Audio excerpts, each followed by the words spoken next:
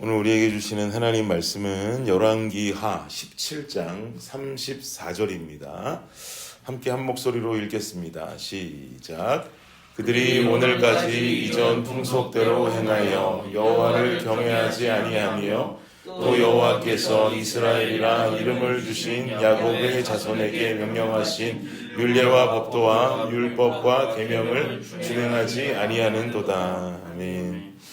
저희 집에는 늘 아이들 5명과 분주하게 살아가고 있는데요.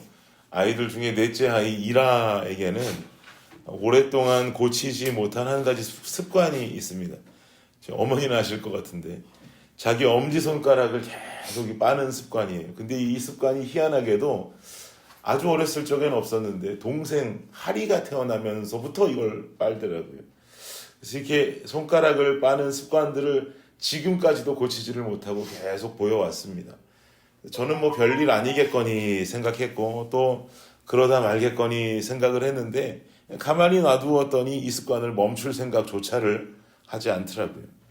그래서 손가락을 물고 있으면 제가 이라 손을 잡고 이렇게 빼주고 하는데 몇 번은 아빠 힘에 따라서 빼더니만 이걸 빼면 아이가 불안한지 제가 손을 잡고 빼려고 하니까 어느 날 힘을 꽉 주고 안 빼는 거예요. 그래서 이거 어떡하나. 다가오는 신학기에 이제 이라가 학교도 가야 된단 말이죠. 학교 가서도 이러고 있으면 얼마나 이게 곤란합니까? 그래서 이 습관을 이번 방학 중에 고쳐야 되겠다라는 생각을 제가 강력하게 가지고 있었습니다. 그래서 그저께 계속 이라에게 빼라 그러다가 오늘은 안 되겠다 싶어가지고 구글에 손가락을 빠는 아이들에게 나타나는 부작용, 그래서 구글 이미지를 검색했더니 일단 첫 번째 나오는 사진은 이 치아의 모양이 아이 엄지손가락 모양으로 벌어지더라고요. 이 부작용으로 나타난다 그러더라고요. 그래서 그 사진을 이라한테 가감없이 그냥 바로 보여줬습니다. 네 이가 이렇게 될 수 있어 라고 하니까 이라가 깊은 생각에 빠지는 것 같은 표정을 짓더라고요. 그래서 또 한 가지 부작용이 뭘까 찾아보니까 손가락이 부르트고 갈라지는 이 상처가 나는 현상이 나타나서 그 사진도 이라에게 네 손가락이 이렇게 될 수 있어 라고 하면서 아이에게 직접 보여줬습니다. 그랬더니 어린 이라의 마음에 그 사진들이 충격이었는가 봐요. 바로 손가락을 입에서 그날로 빼더라고요. 그리고는 그제부터 이제 제가 그제 그런 일이 있었는데 그제부터 이라는 입에 손가락을 넣지 않고 습관적으로 넣었다가도 본인이 놀라서 본인이 빼고 넣었다가도 본인이 빼버리곤 합니다. 그리고는 어제 저녁에 자려고 잠자리에 누워서 자기 엄마한테 묻더래요. 그제 저녁이죠. 이라가 뭐라고 묻냐면 엄마 내 이가 진짜 그 사진처럼 변했어? 물어봤다는 거예요. 그러니까 아직 그렇게 많이 변하진 않았는데 조금 변하려고 그래. 제 아내가 그랬대요. 근데 실제로 이가 이렇게 좀 벌어지고 있긴 하거든요. 여기 의자 하나 갖고 여기 조금 실제로 조금 벌어지고 있기는 하거든요. 그래서 이라 엄마가 너 조금 벌어지고 있기는 해. 엄마 내 손가락은 정말 그래? 너 손가락도 그렇게 계속 빨다 보면 그렇게 될 수 있겠어? 엄마가 그렇게 이야기하니까 엄마 나 그 사진 다시 한번 보여줘.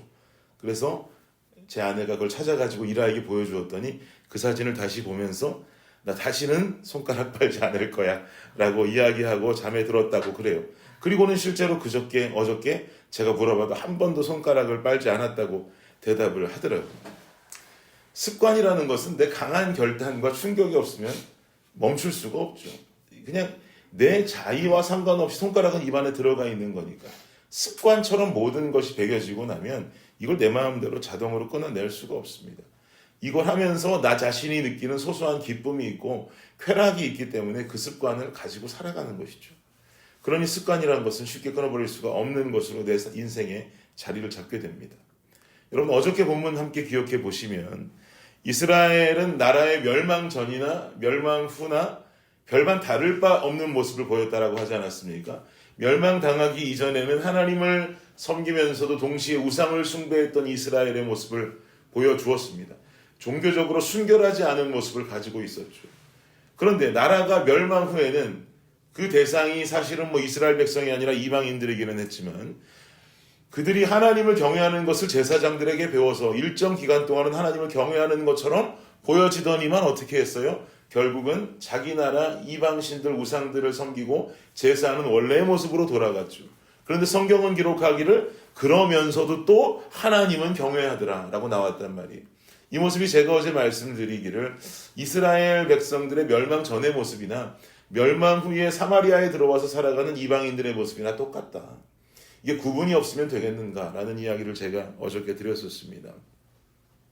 그래서 오늘을 살아가는 우리에게 있어서 거룩한 삶을 실천하는 것은 무척 중요한 것입니다. 그런데 어제 본문에서 바로 이어지는 오늘 본문 34절, 아까 읽은 말씀을 다시 한번 보세요. 34절 보시면 다시 한번 읽어보겠습니다. 시작. 그들이 오늘까지 이전 풍속대로 행하여 여호와를 경외하지 아니하며 또 여호와께서 이스라엘이라 이름을 주신 야곱의 자손에게 명령하신 율례와 법도와 율법과 계명을 준행하지 아니하는도다. 지금 34절 초반에 뭐라 그럽니까? 그들이 오늘까지 이전 풍속대로 행했다라고 기록하고 있어요. 이 오늘까지라고 하는 시점은 언제냐면 당연히 이 열왕기하 말씀이 기록되고 있는 당시의 현재를 말하는 겁니다. 그때까지 이전의 풍속대로 행했다. 현재 열왕기하가 쓰여지고 있는 시기로부터 이스라엘의 멸망까지 과거를 돌아보면 열왕기하가 쓰여지고 있는 시기와 이스라엘의 멸망 사이에는 몇 년이라는 기간이 존재한다고 생각하시면 되냐면요. 170년 정도가 존재합니다. 170년. 나라가 멸망하고 170년이 될 때까지 이스라엘 백성들은 어땠다고요? 이전의 풍속대로 계속 그렇게 살았다는 거예요. 너무나 안타까운 모습이죠. 이전의 풍속대로 행했다. 여호와를 경외하지 않았다.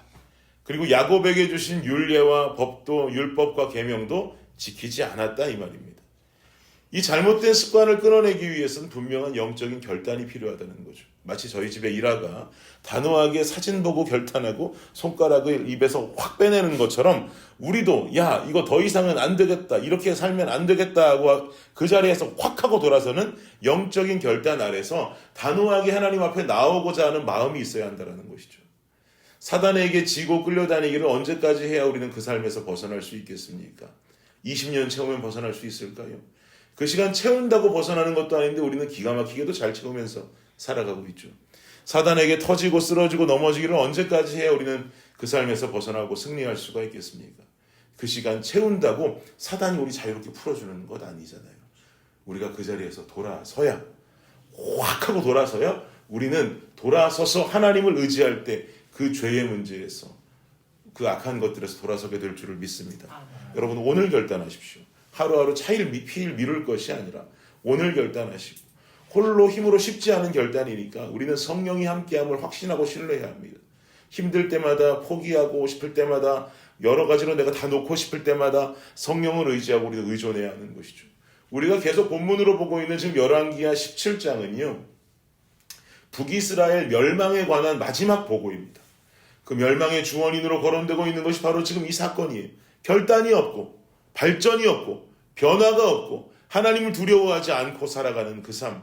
그러다 보니 내가 내 마음대로 살아도 죄성조차 느껴지지 않는 삶을 170년 동안이나 계속해서 살아가고 있는 그들의 모습. 그들의 부모들이 제대로 서 있지 않은 자녀들을 교육할 수가 없고 자녀들이 또 그의 자녀들을 교육할 수 없으니 대대로 뜨뜻미지근한 믿음만 가지고 살아가는 그 삶. 이게 바로 중요한 문제가 됐다는 것이죠. 사랑하는 여러분, 멸망하는 삶이 아니라 살아나는 삶을 사시기를 바랍니다. 이 아침에 기도하실 때 거룩을 결단하십시오. 그리고 홀로 힘으로는 힘드니 성령께 도움을 청하십시오. 간절히 매달리세요. 그러면 성령은 결단코 우리를 고와 같이 버려두시지 않습니다. 멸망의 길로 가도록 내버려 두시지 않습니다. 성령이 계시네. 할렐루야. 함께 하시네. 찬양 가사 뭐죠? 좁은 길을 걸으며 밤낮 기뻐하는 것 주의 영이 함께합니다. 주님의 영이 우리와 함께할 때 우리는 밤낮 기뻐하며 주님과 함께 걸어가는 성령의 사람이 될 것입니다. 그 삶 살아가는 저와 여러분 되시기를 예수 그리스도의 이름으로 축복합니다. 기도하겠습니다. 주님 감사합니다. 성령이 계실 때에 성령이 함께 하실 때에 우리가 걸어가는 이 삶의 모든 우리의 행보들이 밤낮으로 기뻐하고 찬양하고 즐거워하며 살아갈 수 있는 우리의 삶이 될 줄을 믿습니다. 아멘. 아버지 하나님 이스라엘 백성들의 모습처럼 잘못된 그 모습 이전의 풍속대로 오늘까지 행했다라고 하는 그 기록이 아버지 우리의 이야기가 되지 않게 하여 주옵소서. 우리는 오늘 그것들에서 돌아섬에 블레싱 교회 성도들의 삶은 오늘로부터 온전히 주를 따르고 성령을 의존하는 삶을 살았더라라고 천국의 생명책에 우리의 이름이 기록되는 오늘이 되게 하여 주시옵소서. 감사합니다. 이 모든 말씀 예수님의 이름으로 기도드립니다. 아멘.